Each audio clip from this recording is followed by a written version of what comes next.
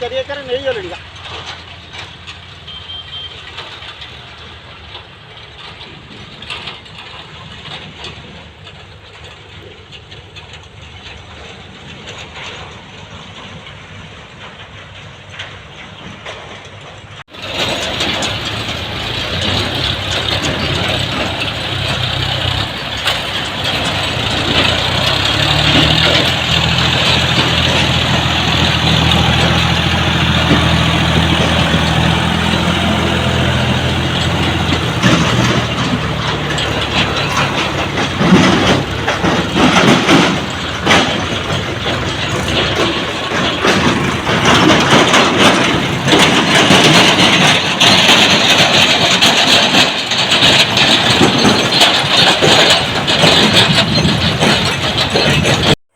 ସରକାର ବନ୍ୟା ଦାଉରୁ ଲୋକମାନଙ୍କୁ ରକ୍ଷା କରିବା ପାଇଁ କୋଟି କୋଟି ଟଙ୍କା ଖର୍ଚ୍ଚ କରି ନଦୀବନ୍ଧ ସୁଦୃଢ଼ୀକରଣ କାର୍ଯ୍ୟ କରୁଛନ୍ତି।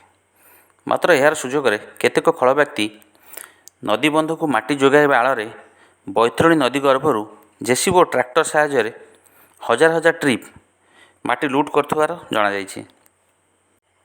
ଏପରି ଏକ ଘଟଣା ଦେଖିବାକୁ ମିଳିଛି ରାଜସ୍ୱ ମନ୍ତ୍ରୀ ପ୍ରମିଳା ମଲ୍ଲିକଙ୍କ ନିଜ ବିଧାନସଭା ନିର୍ବାଚନ ମଣ୍ଡଳୀ ବିଞ୍ଝାରପୁର ଅଞ୍ଚଳରେ।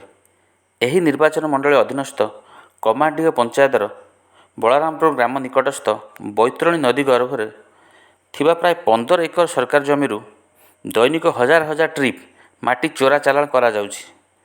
ଏ ସମ୍ପର୍କ ସ୍ଥାନୀୟ ଆର୍ଆଇଙ୍କ ଠାରୁ ଆରମ୍ଭ କରି ତହସିଲଦାରଙ୍କ ପର୍ଯ୍ୟନ୍ତ ସମସ୍ତେ ଜାଣି ଅଜଣା ପାଲଟିଛନ୍ତି।